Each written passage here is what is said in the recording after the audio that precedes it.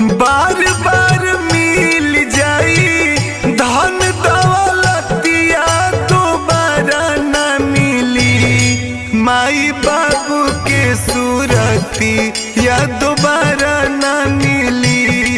माई बाबू के सूरतिया दोबारा न मिली।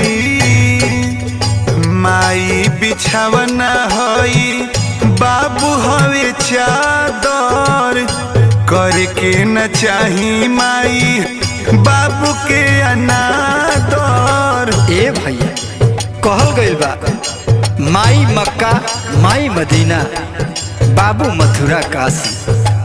माई मक्का माई मदीना बाबू मथुरा काशी। जे माई बाबू के सेवा न कइल धर्म करम सब नासी। ए भैया माई बिछौना होई